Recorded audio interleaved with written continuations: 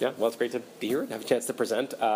Basically, what I want to do today is just talk for what I think will be about 20 minutes. Maybe I'll go over a little bit over, just discussing the basics of article publishing in scholarly journals, and then just leave it open for questions. First, just to preface my comments, I'm by no means an exemplary figure or an expert on this. I mean, you should definitely consult other faculty members. I've certainly been on the right end and wrong end of lots of acceptance and rejection letters in this process, and I'm also on a couple of editorial boards. So I do see around this this part of the academic profession from different angles, but it's still my own idiosyncratic experience. So just prefacing my comments with that. So, I mean, first, just the question of why do we publish academic articles? I mean, let's get down to very basic questions like why should we do this? Why do we do this? I mean, the first thing I think is that it's increasingly, especially at the level of graduate school, it's an expectation when you're applying on the job market that you'll have some experience trying to get articles published. That wasn't necessarily true 20 years ago, but it is something that I think people increasingly in a competitive job market look for as a line item on your CV to see what your publication experience is. It doesn't mean you have to have extensive publication experience, but I think it's something that in very, very competitive circumstances just helps lift your application out and show a degree of professional advancement that can really help. So that's one reason. I mean, the other reason, which is also professional, is about a kind of territoriality. It's a way of early on kind of establishing what you're working on, that you're out there, beginning to create a scholarly dialogue around your work, critical or supportive, and planting your flag in terms of certain kinds of topics and certain kinds of claims. And journal articles are widely read. They're in people's inboxes. They're easy to circulate. So it's a way of getting your ideas out there. It can be an advertisement, especially when you're about to publish a book. So there's the kind of classic process where people are about a year and a half out from publishing their book. They get an article in the hopper that they think is going to come out in a scholarly journal at about the right time. It helps raise attention to a forthcoming book. Parenthetically, some journals don't want you to publish something so close to your book publication date. So that's something that if you're publishing the core argument of your book, they may ask you, what's the status of the book? We don't want to, in a sense, especially publish an article after your book has come out, right? So, but it's a very good strategic way of kind of trying to just make sure that people are getting their journals. They're going to open it. Oh, this person's published this article. There must be a book associated. Ah, there it is, right? So it's a way that people use journals to help get their books out there in a very legitimate way. All right, so far I've given you kind of crude professional reasons for doing this, which I think are viable, but which are the kind of the political economy of our profession. But they're also intellectual, actual honest-to-goodness intellectual reasons for writing articles in and of themselves. One is that sometimes the short form can actually help your thinking. Sometimes, depending on how you operate and the kind of topics you're working on, the constraint of 8,000 to 10,000 words with a kind of beginning, middle, and an end in an argument can really be your friend. And so sometimes it's actually worth kind of thinking about those constraints, and that can actually help enable you in your dissertation writing or in your book writing. Another reason for writing an article is that sometimes you have a piece that you think is really important or juicy or interesting that does not fit organically into the book structure. It doesn't deserve a book. And if you try to shoehorn it into your book, it's going to be this lump that is not going to make sense, but you don't want to lose it. You put in this work. You think it's important. And so there is an important role in the profession for the freestanding one-off article that is going to be recognizably yours in terms of its orientation, right, your intellectual vision, but it's just not topically directly related to your book. And there's the role which I think we under-recognize for precisely those kind of articles, which they do all the work on your CV. They can actually help spark other fields. They can help germinate in all kinds of other ways, but they're not necessarily going to add in a linear way to the book and the next book kind of procession. Okay, other reasons for writing academic articles, and in some ways the most important one in terms of our technological regime, is that they're indexed and they're searchable. You can access them extremely easily in ways that was not true 20 or 30 years ago. They're actually in some ways much more easily accessible than many academic books. And so that really helps in terms of their circulation and getting them out there. That's a good reason for writing them in and of themselves, is their ease of circulation and use. And then sort of quietly, the fact that academics are kind of lazy in their reading, and the fact that they're shorter can actually help speed along. Sometimes there'll be a really exciting book, but people kind of want to see the article version, right? Because they just want the basic kind of who, what, when, where, why should I care in a short form, and articles help get that out there, particularly because they're so mobile as documents. All right, so these are some reasons why we should write articles. Now, why should we not write articles? We should also think about some of the trade-offs, right? Because everything we choose, it's going to be a set of trade-offs in the profession. So just in terms of thinking about some reasons not to write articles. It takes time away from your book writing. And ultimately, we're a book-driven field. You get more credit for books than you do for articles. That's important to think about. You can also give away too much of your book project too early in ways that people think they already know what you're doing, and they won't necessarily pursue your book. This can sometimes have ramifications when you try to get something published. If you publish, say you've got a 5-chapter book and you've published 3 chapters of it as articles, even if they're kind of abbreviated, presses will look askance at that. They will want to know what's substantially new, because they will know that those articles are in circulation and that people may go to them because they're shorter and more abbreviated. And so you don't want to give away too much of your stuff too early in this process. Importantly, if you publish something too early, and this is a caution I advance to grad students especially, you may manage to publish something that represents an early stage in your thinking that you later change your mind about substantially. And then it's in print, and it's circulating, and you've got to answer for it. And this is one reason why sometimes the best articles that come out of graduate school, I think, are actually not dissertation related. There are some research you did in a seminar that you think represents your work and your thinking on a topic that is not alien to what you're going to be doing in a dissertation, but is a kind of one-off that you can then put on your CV as a published thing. You've gone through the publication process. It indicates your way of thinking in a kind of topical area that you're trying to chart out. But it gives you the flexibility that you're not giving away your dissertation. It gives you the flexibility around pivoting, changing your mind about your dissertation as you're revising in a way that you haven't had to put in print and live up to in some way. So that's just parenthetically something to think about in terms of choosing a possible grad school article to write, is if you have a polished research paper that you don't necessarily know if it's going to be in your dissertation, that can be a good candidate for an academic article. Okay, very briefly, what makes a good article? I mean, these are things that we talk about in grad seminar all the time, but very briefly, a clear statement of your argument early in the paper, right? As early as the end of your opening anecdote, right? Or like within a few sentences of that. You don't want to beat around the bush. A clear sense of the existing historiographic context, the literature and the intervention you're making. Very importantly, a good article submission needs a generous and critical treatment of the existing historiography. And here, a piece of advice, which is very practical and political in terms of getting things through the peer review process, which is the way this works is they're going to look at who you footnote, including who you footnote critically, to establish a sense of the parameters of your field, and they're going to send your piece to them. Okay? So deciding your tone in addressing the existing literature is extremely important. There's probably nothing more important, I think, in navigating the process than figuring out your mode of address to the existing literature. And here I think you don't want to be endlessly flattering, right? You don't want to simply praise everything that's come before. There's got to be some critical traction. Otherwise, why are you writing this in the first place, right? But making sure that your tone is one that combines criticism and appreciation, right? Picking your battles extremely carefully. I think these are all really important measures because there's a way in those first couple of pages where they're literally going to go through their database of the last person who published in that journal on that topic, who may be the article that you're criticizing, and even without thinking hard about the politics of that, they're just going to reflexively send it to that person. And depending on that person's generosity and expansiveness and sense of scholarly progress and their own professional security, they may just, on the basis of your criticism, dismiss it out of hand. And so balancing appreciation and criticism in your tone early on and setting the tone for your intervention is very important. Just in terms of the crude navigating the politics of this. I mean, you may actually have much more trenchant things to say about this article, but this may not be at the level of submitting it to the journal the place to do it because the peer reviewers may punch back and they have more power than you do. So, okay. So aside from your treatment of the historiography, obviously a good article has robust supporting evidence that's relevant to the kinds of arguments you're making and the claims you're establishing. It has a clear structure and organization.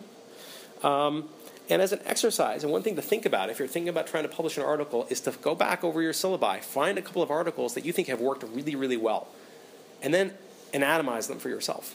Literally just take apart, see how they work, get under the hood, figure out what are the mechanics.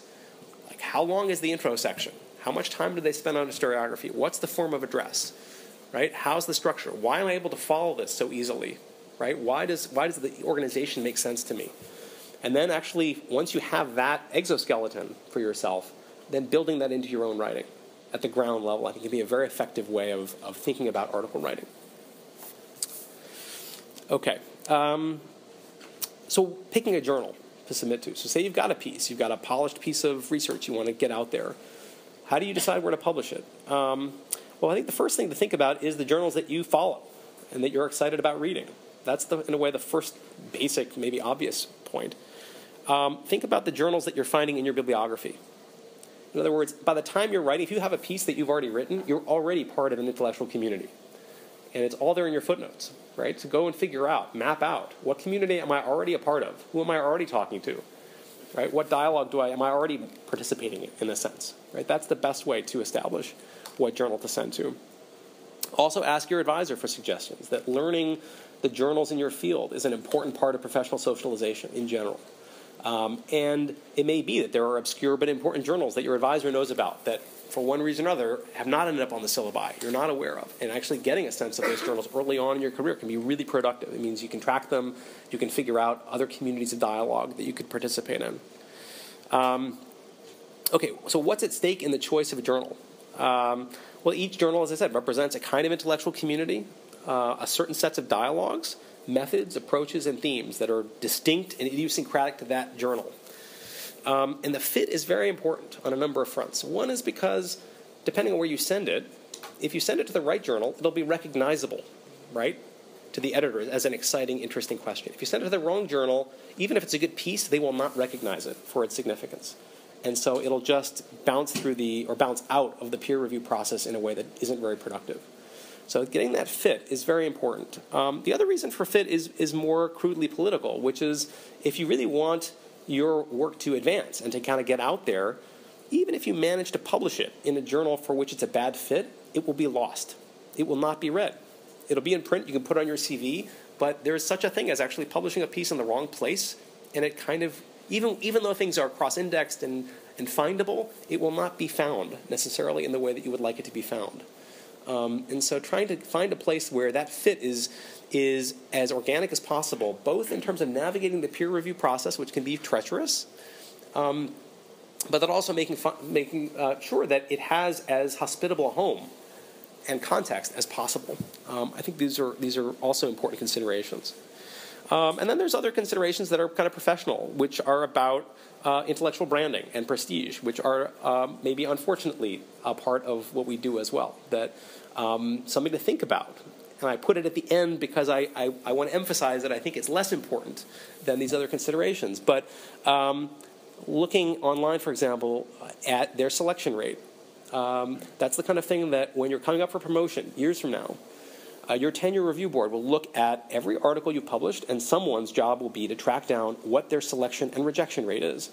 And if you publish things in more competitive journals, you will get more points for it.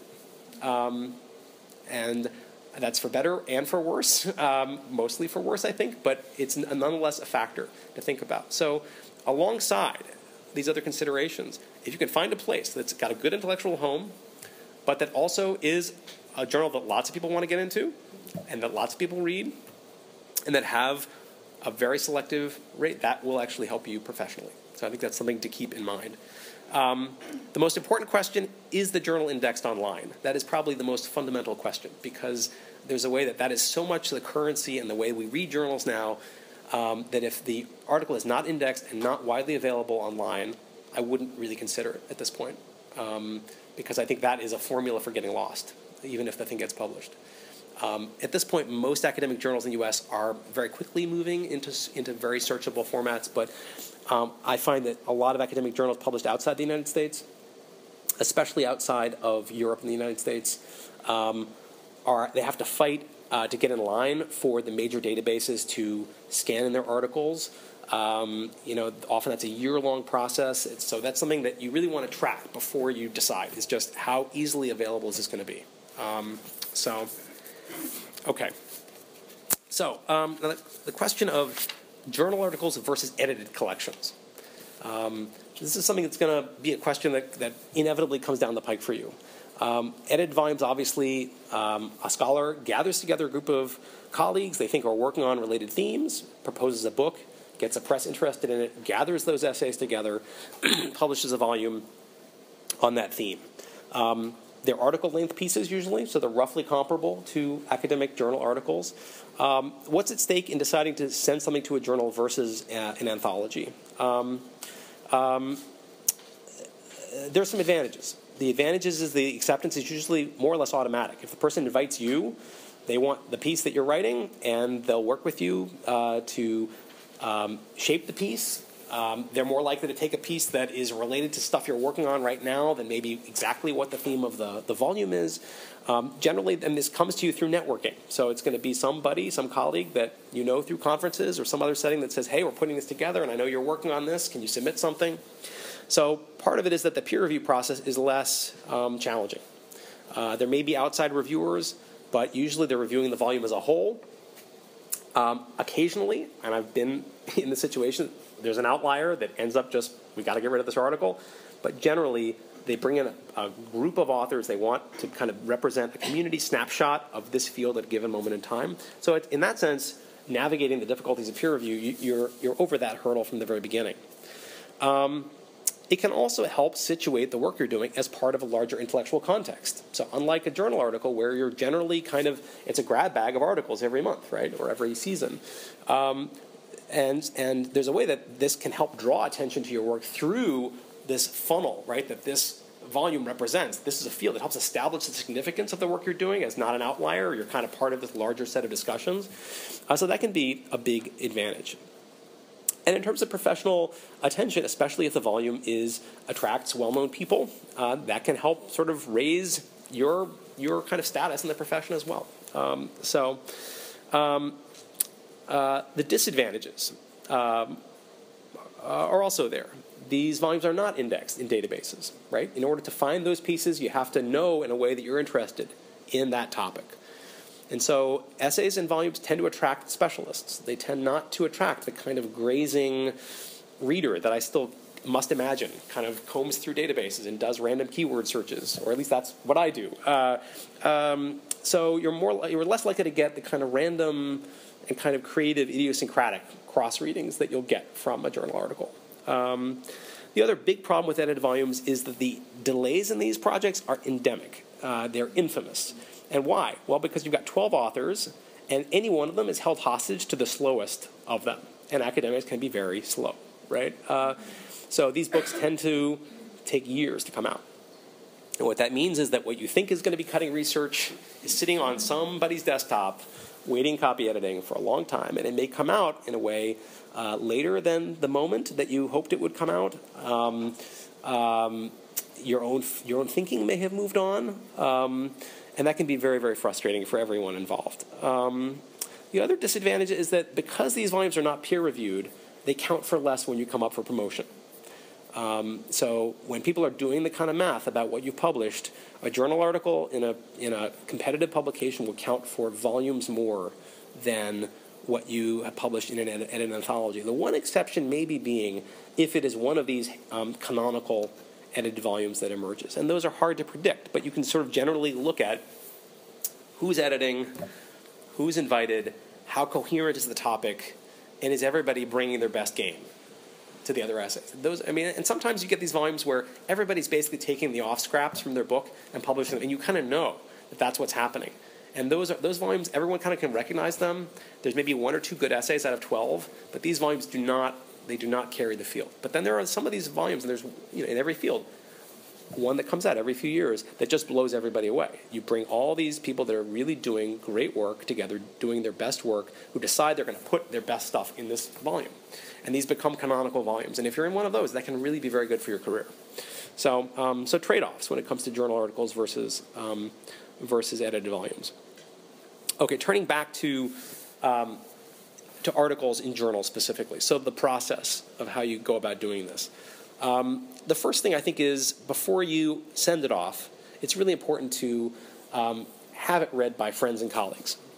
Don't send off anything that is just like, I wrote this last night and it's brilliant and hit send, right? Just like, I don't know if any of you have this impulse, but avoid this impulse. Your friends can help you clean up the argument, the organization. At the very least, they can catch typos, grammar, all that stuff counts, just in terms of conveying a sense of sloppiness or care when the editorial eye hits the page. This may be an obvious point, but an easy one to overlook too is obey the submission guidelines online meticulously. Particularly for highly competitive journals, they're looking for reasons to exclude. I mean, these editors want to get these things off their desktops, right? So if you go over page length, if you don't submit things in the proper format, it just gives them a very easy way to send it back and waste everybody's time. So just go over those guidelines and really make sure that along every single axis that they establish, there is nothing questionable about your manuscript. That whatever struggle is going to happen is going to be about the argument and the evidence and the content, but not about the format. Okay, so 2 ways to submit. One is cold call. I've got this piece. You're an exciting journal. Here's my stuff. The other is to keep your eye open for special journals, special issues where a journal will put a call out. We're doing a special, journal issue on this theme, and we're looking for submissions. That can be a great way to kind of, on the one hand, kind of harness the advantages of an edited volume, of thematic focus, and everybody's kind of paying attention to this one snapshot in the field, right? While also having the advantage of searchability, databases, et cetera, right? So, I mean, that's just about making sure that you're subscribed to the right HNet lists, right? So when they put out a call for a special issue, in the fields that you're working in, those are going to happen, and you'll have a time frame for submitting your materials. Okay, so the submission process. So first, and like the cardinal rule of journal submissions, only one journal at a time. This is like the unbreakable law of journal submissions. Break it at your peril, because what will end up happening is it's a small community in any of the fields we work in.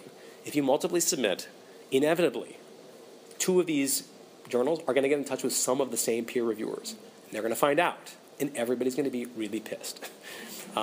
So really decide ahead of time what's your first choice in a journal, and maybe have a second and third place just in case it doesn't work out. But don't be tempted to save yourself time, because it will backfire.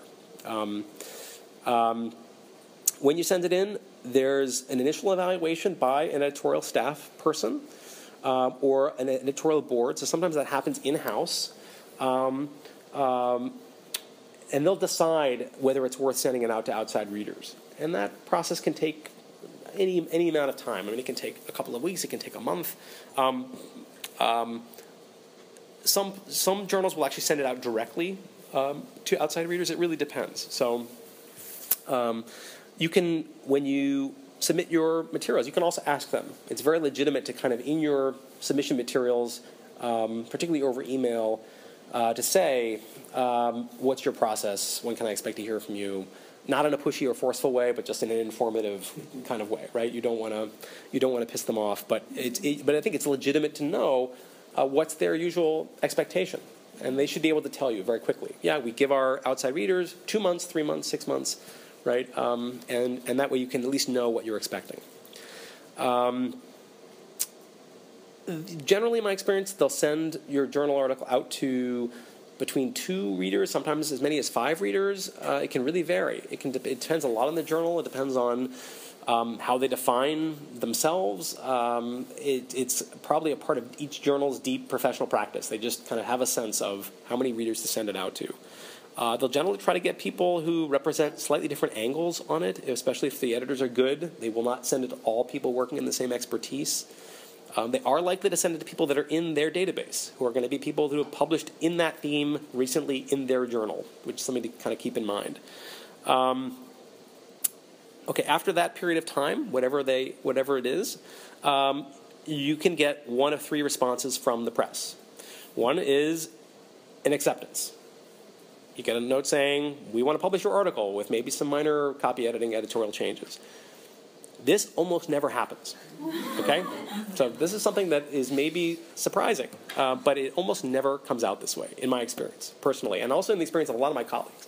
So that kind of like clean, through the hoop, like, congratulations, welcome to the club. It's very, very rare, okay? And that's important to know in light of what I'm about to say, which is, okay, the other response is a rejection, right? Which is usually if more than a majority of the readers don't like it substantially. They will just, and actually those, I don't know if those are more common, less common. Those sometimes are actually not that common either. If you really put a lot of work in and you've made your right choice of that fit, the big middle ground is revise and resubmit.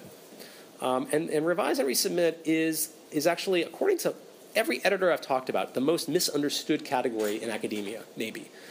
Because the way editors look at it tends to be exactly the opposite of the way academic writers look at it. So the way editors look at it is, this was good. This was maybe even really good. It was good enough that we decided to spend some time getting readers and to kind of pull our community to evaluate it. And it's still in play as far as we're concerned. In fact, our hope is that you make these edits and publish it with us. That's the message they're sending you with revise and resubmit, is you're almost there. These are fixable problems. We want you to fix it. Here are some great suggestions about how to fix it. Be in touch with us. That's what they're trying to send. What academic often hear is, this thing was amazing. Why did you not accept it? Right? That's what we often experience, right? Is the sense of, this is not what you hoped for. Right? So it feels like rejection. And I've talked to editors again who say, why is it that a huge percentage of the revise and resubmits, we never hear from them again? Right? This was, in a sense, a message of, you're almost there, and people just walk away. So that's something to keep in mind, because it's something no one really tells you in this profession. But actually, you're more likely to get a revise and resubmit than probably anything else. And you should not take it as a message of, we're shooting you down. You should take this as a message of, you got really close, and here are the fixable problems. Okay? Now, it's the editor's job to take what is likely to be, in fact, inevitably going to be, a welter of conflicting advice, and to compress it into something that makes coherent sense. And a good editor will essentially say, okay, look, here are the outliers. These comments that are really off base, that aren't really relevant. Here are the ones where the reviewers really converge, right? Where they are really kind of saying the same thing. And we really want you to focus on these main issues. Not everyone will do that. But a good editor will do that, and they'll kind of help you. And if they really want you to resubmit, they'll go to the effort of helping you make sense of what is going to be a confusing, bewildering buzz of conflicting advice. Okay, so assuming that the piece has not gone right through the hoop and that you're not rejected, what do you do with the advice you get from a revise and resubmit? In a way, this is like the core question, I think, in navigating the journal process. All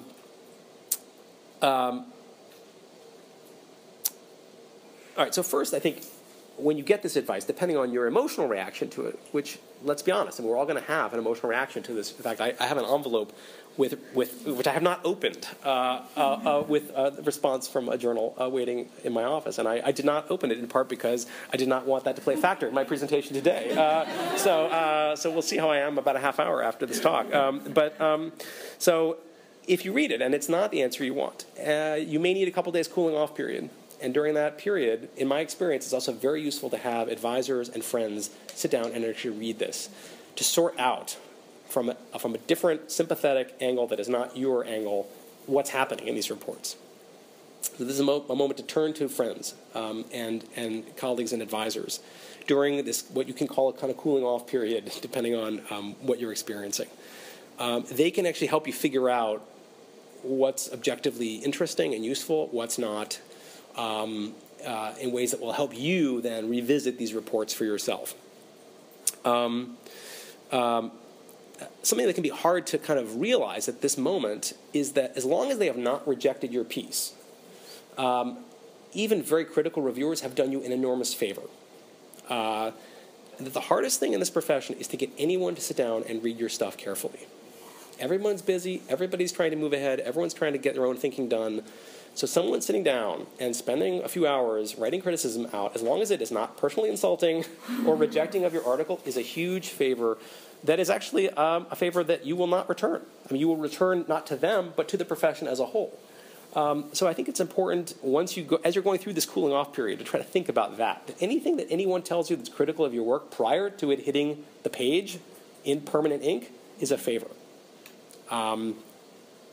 So in terms of how to actually read this criticism.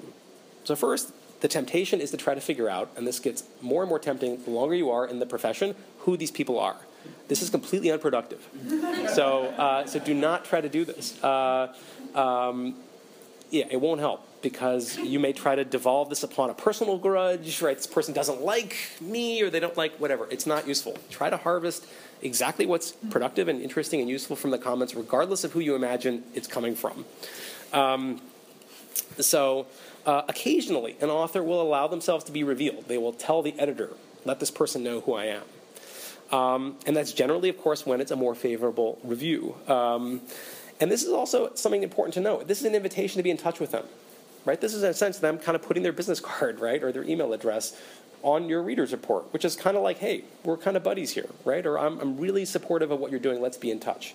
That's an enormous opportunity that you should not pass up. It's an opportunity to get in touch with senior scholars, right, who could maybe be letter writers or panel commentators in the future, someone who might read future drafts, including of the essay in question, right? So when that happens, it's a real boon if someone lets themselves be known on a reader's report that you think is an interesting report. If you don't think it's an interesting, you don't have to get in touch with them, right? You can be like, well, you think this is, you think your comments are interesting, but I don't, right? But if you do think this is someone I want to be in touch with, then it's worth following up. Okay. So when you sit down and read the reader's reports, I think you can, and I think this is something that doesn't just apply to articles, but to the profession in general. I think it's useful to put them in 3 bins, the comments. And I don't mean putting the reports in a bin, but individual comments in these reports. So first is the discard pile. This is stuff that's tendentious in its reading. Someone who's like really thinking about their stuff. They're not really fully inside what you're doing. You kind of get a sense of what their head is doing, but it's not about what you're doing.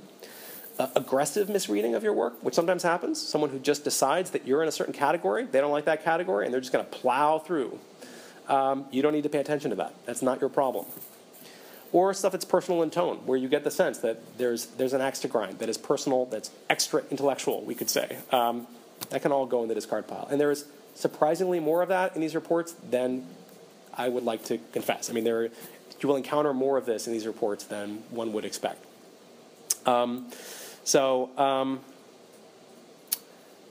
thing to think about, though, if you do think there's some animosity in these reports, is if there is anything in the way that you're framing your argument or your tone that is egging these people on. That's something to think about, both strategically in terms of, like, if you're pissing this person off, you may be pissing other kinds of readers off. There may be something in your form of address that you can adjust that will help deal with that. So don't just decide this person's a jerk, right? Even if they're writing a jerky report, there may be something in the kind of form of address that is not necessarily causing that, but is creating the conditions of possibility for that kind of misreading. So if you can deal with that kind of ugliness in a constructive way, that's to your advantage. Okay, so the first category is the discard pile, which is mostly not very useful advice. There's a second category, which I call kind of the translation pile. That's where the person doesn't quite get what you're doing. But it's not tendentious or aggressive misreading. It's like an honest, good faith misreading, where they just don't quite get it. They think you're doing something that's proximate to what you're doing. And this is actually very constructive kind of advice because it's diagnostic. It actually helps you think about, how can I communicate what I'm doing better? It doesn't necessarily change your argument or your evidence or the structure, but it's communicative. It's basically like there's something about the on-ramps that I'm creating to the field that are disconnecting, where I want them to connect.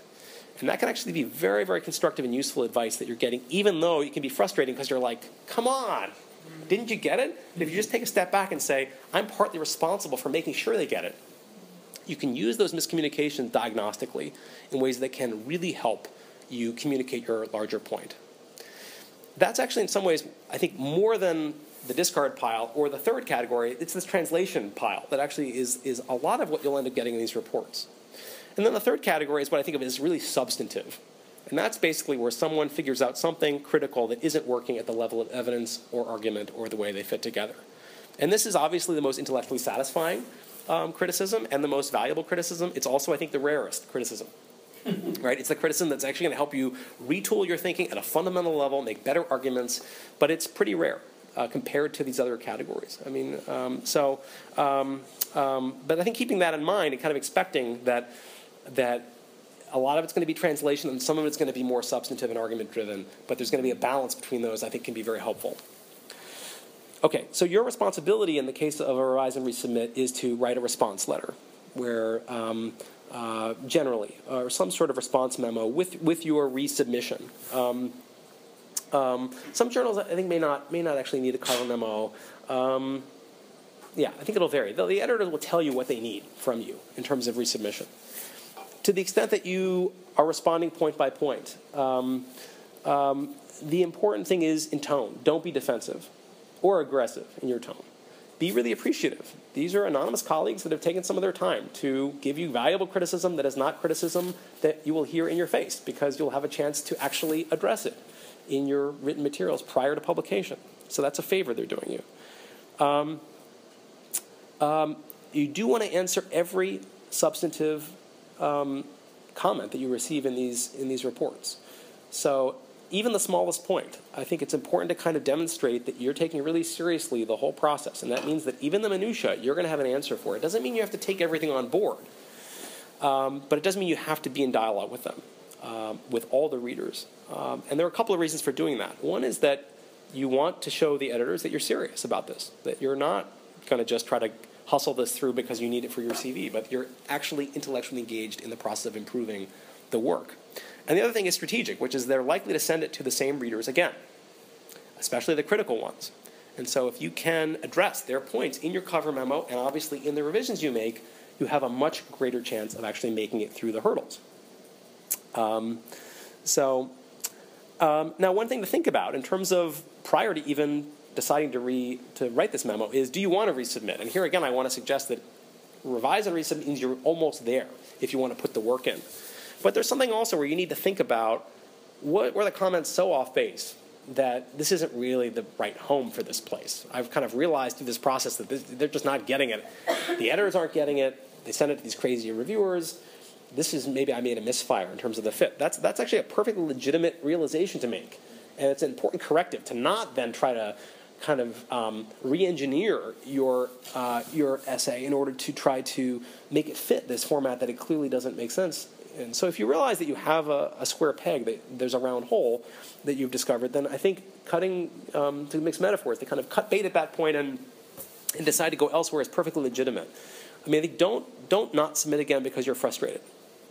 I mean, or kind of, but if you really get a sense of this was a major misunderstanding on all levels, then I think deciding to go elsewhere is a perfectly legitimate thing to do.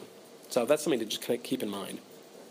Okay, if you decide to go ahead with this journal, then sending your cover memo to the extent that they ask for that and the revised essay out to them, they will then usually send it off maybe to one of the critical readers. They may send it off to a new outside reader at that point too. They should be able to give you a time frame for resubmission to kind of let you know again what they're expecting. And then you'll sort of find out. Some journals, you will go through multiple rounds where they'll send it off to a third round, depending on what comes back. They may take a new round of criticism and make you address that. So this can be a multi-level back and forth with these editors. But I think it's important to realize that as one gets a little more exhausted with the process, you are also getting closer. And as the editors put more time and attention and energy into your essay, they also want to see it succeed more. So I think it's important to realize that even though it can be intensely frustrating to have these readers come back again and again and again, that the editors become more committed to your piece the more skin they have in the game. And so they are more likely to go to bat for you later in the process, in my experience, because especially if they see you taking the process seriously, if everyone's doing their job, right? The reviewers are being critical, you're responding, you're making the draft better, and they're seeing all this stuff happen, then they're excited about it and they want to see it happen. So in a way, you win their allegiance precisely by participating in this way. Okay, so then the rest is kind of mechanical. I mean, eventually you get this exciting note that says you've done everything we want. It is now officially accepted. Hopefully you celebrate and you do something decadent and extravagant to to celebrate all the energy you put into this. And then it goes through a copy editing process where you're kind of going through grammar and punctuation and footnoting, and they have formats that they're going to want you to obey, and that will take enormous amounts of time and be really painful and annoying and frustrating. But you're really, at that point, it's the last stretch. You really are in the home stretch at that point. And then you go through a period often where you're proofing some sort of final draft.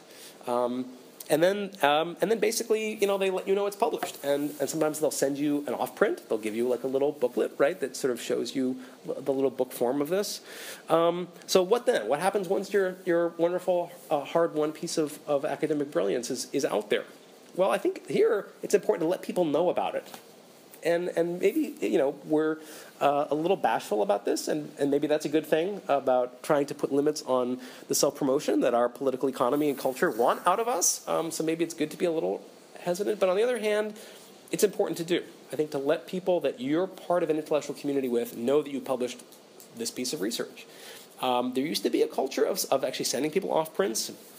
My sense is that's fading a little bit, although I think it's unfortunate. So in my own professional practice, for whatever it's worth, I do send off-prints out, in part because I always like getting them to find out what my friends are working on, and also because sometimes there'll be a really important article in a journal that I don't read, that a friend of mine publishes in. And I would never find that article if they didn't send it to me. And some of the articles I teach every semester that I teach are ones that have come across the transom, basically. A friend of mine emails me this and says, hey, I just published this, and I think that's fantastic. I would not have found this in maybe ever. So I'm always grateful when someone gives me the opportunity to read their stuff. So in terms of the mechanics of that, sometimes you can order off-prints very expensively from the journals themselves. They publish them on glossy paper. They're insanely expensive. They look really nice, but they can be very prohibitive.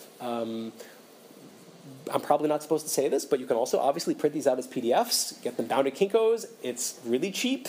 It's a way to save money. They do a very good job. So you don't have to go with the official off-print. They may try to convince you that you need to go with the official off-print, but you actually don't. In terms of what to do with off-prints as a junior professor, I think here actually off-prints are quite strategically important, which is to say making sure that people in your department know that you're publishing, where you're publishing, and making that very, very easy for them in a very offhanded way is very, very important. And so if there's a quiet way that you can just put an off-print in the mailboxes of your faculty members saying best wishes, right? You don't need to kind of make it fancy. Look at me. You don't have to address it, but just they're probably not going to read it, to be honest. Hopefully the people that are closest to you in your immediate field will read it. You can probably insist on it, actually, quietly. But the important thing is that in terms of your senior colleagues building an image of you as a productive scholar, they've got this image of your off-prints slowly, gently ending up in their inbox. And so when it comes time for these major deliberations about your career, that's a part of their picture of you. And that's important. Okay. Finally, something to do with your articles is to think about article prizes. A lot of journals and a lot of professional societies issue awards for the best article of the year in our journal or in our field. Some of these are directly related to graduate students. The best article by a graduate student. So something to think about. I mean, obviously you should only do this if you think the work is really amazing, right? If you think the work is really of that kind of caliber, if you're really proud of it, then think about it. It's something that you can do that will just get the work out there, get people thinking about it and talking about it. So that's something just to keep in mind. Those are other opportunities. Okay, just to conclude, I've gone on longer than I hoped, but the total time for this whole process can vary a lot between journals. It can be as quick as 10 months. It can take as long as 2 years. I don't know that it strays much on either side of that, but and that obviously depends a lot on your turnaround, right? There's some of this that's on you as the author, right? Some of it is the vagaries of these reviewers. Do they have reliable reviewers that will actually turn these things around? Some of it depends on how many rounds these journals go, right? How many different times they go back to reviewers. But so that's something to think about in terms of your own professional planning. That if you want to have an article on your CV that's published by the time you're on the job market, just count back. Count back a year and a half. And that's when you need to probably think about getting it in somebody's mailbox. And because I've never had an article that's come out in faster than 12 months. So yeah, that was a fairly speedy turnaround on all accounts. And I had one article that came out a little under 2 years after the initial submission. That was with the AHR, which is notoriously elongated in its process, where they send it out multiple times to these readers. So that's something to kind of think about. It's something you could probably, at some point in the process, also ask the editors. I mean, maybe once you're at the revise and resubmit stage, where they're kind of invested in the project, you can sort of say, hey, depending on how all this goes, if I turn all this around quickly, what's the general, when would you want to think about publishing this? And they should be able to tell you. So, okay. Anyway, so that's all I've got. And I've gone on too long. But yeah, any questions you guys have in the time we have left?